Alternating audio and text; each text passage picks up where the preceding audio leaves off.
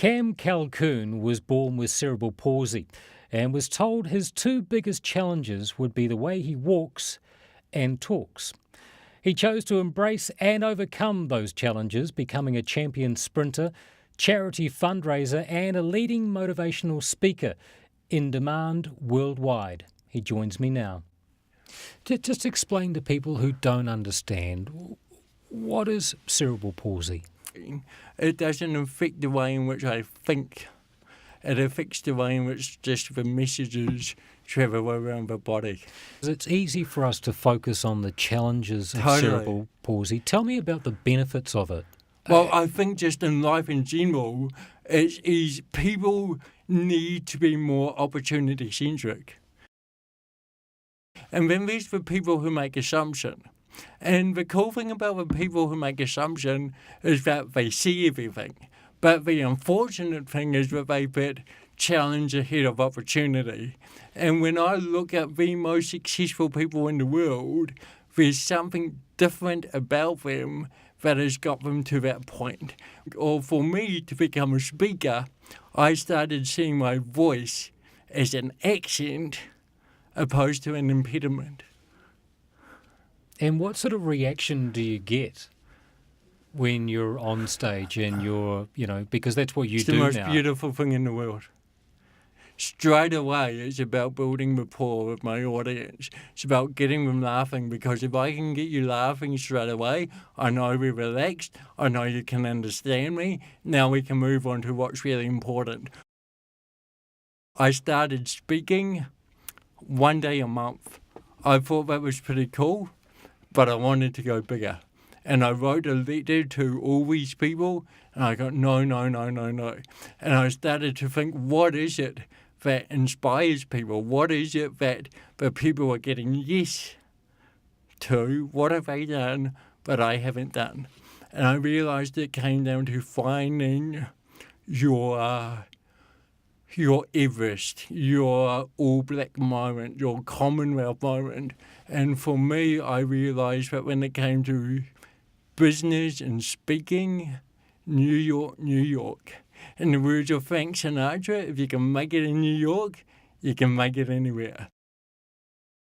Share with me, Cam, because when we were working on a project, it was over in the North Shore, and you were actually working in the disability sector at the time, weren't you? And it was at that time that you sort of called it quits, and you said, "I'm off to go and do some speaking."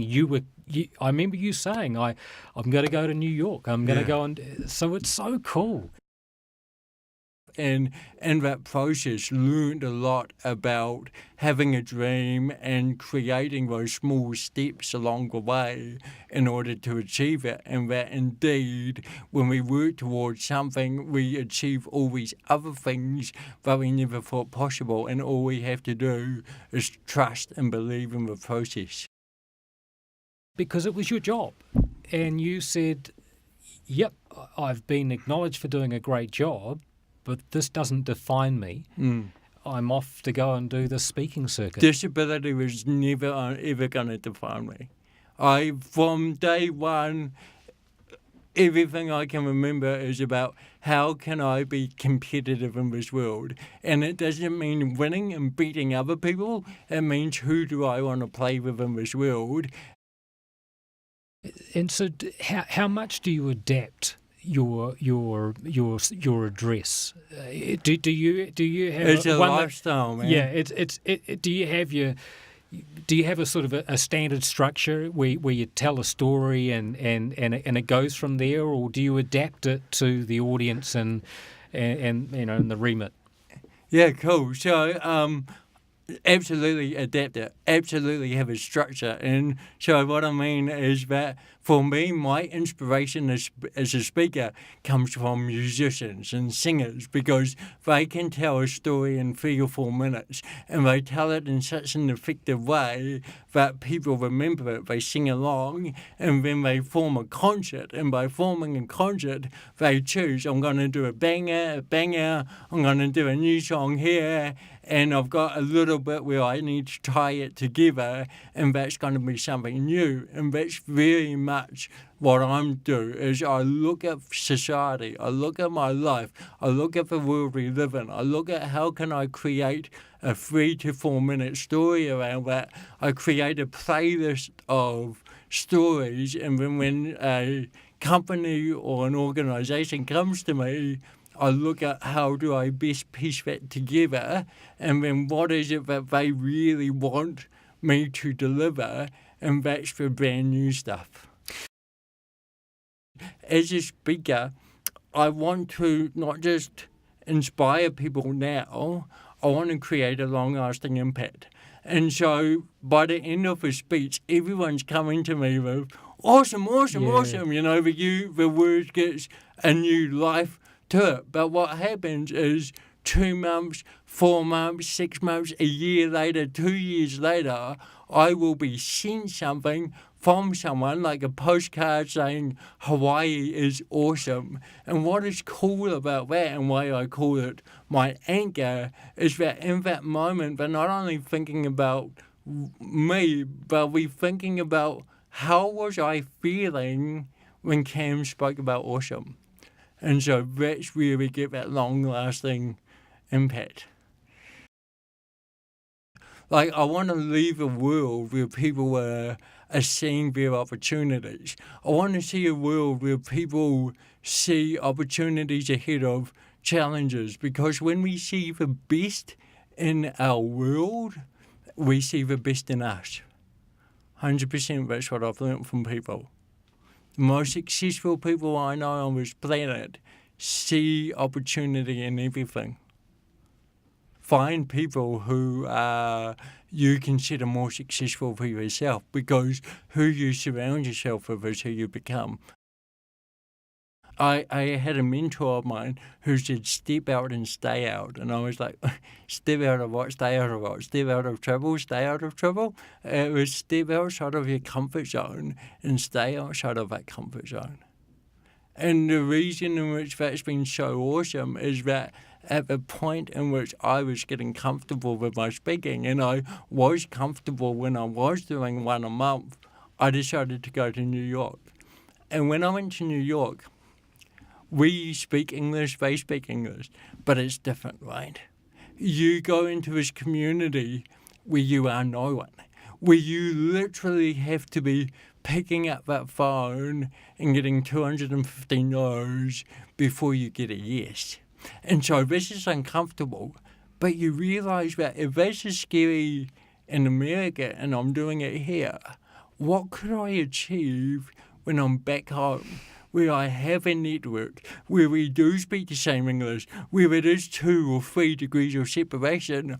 What could I achieve? So, I recommend to anyone who's maybe got a little bit stale or wanting to look for something new, go overseas, go into the same industry that you do, try and meet people.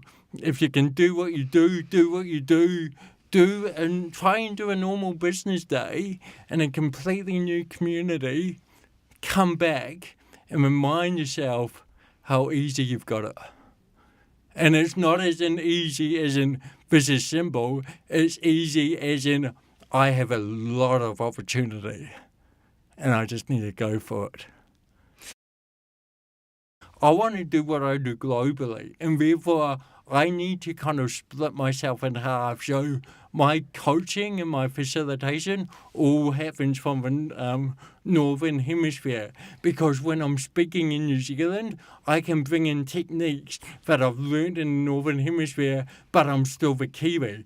Then when I'm up in the northern hemisphere, I'm using stuff that they know, but I'm bringing in techniques that we know, because we communicate quite differently down here, and it's been a beautiful yin and yang to building what I do as a speaker.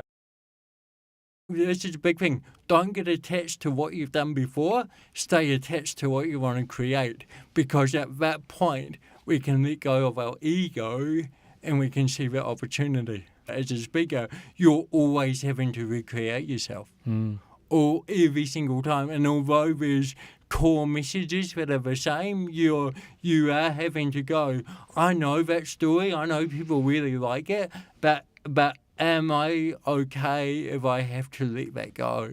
And it's about getting comfortable with being like, you know what, maybe I do. Would it be fair to say that it's nerve-wracking when you are addressing the same crowd a year or two later? It's nerve-wracking every single Yeah. time. People say the number one question is, do you still get nervous? Hell yeah, I still get nervous, and I'd be concerned, and I have been concerned when I haven't, because at the point that the nerves aren't there, you drop your game. And so what creates the nerves is doing something new. So it doesn't matter if it's 5% of a 1 hour keynote that is new, that will revamp the attitude of a whole message. And so what I'm quickly learning is that it's not about what we're saying, it's about how you make people feel, right? In fact, in all of our businesses, whatever our business is, it's probably going to be about people. In some way, shape, form, it's about people. So how do we make those people feel? When they see us, when they hear us, when they experience what it is we deliver. You are an inspiration. Cheers, You are Todd. truly an inspiration. This has been such a pleasure. Cam, thank you for coming on Raw and Real. I just want you Thank to you maybe for having me. give us a parting message. Embrace the challenge. If you don't have a challenge, try harder. Find your New York. Find your Everest. And if you still don't have a challenge, support those who do, because the world needs it. And when we give back, we learn so much about people, the world, and us. And as we know, growing up here in New Zealand, what is the most important thing in the world? And it is for people, it is for people, it is for people. Cam Calkoen, thank you so much for being Raw and Real. You're welcome, man. It's been awesome.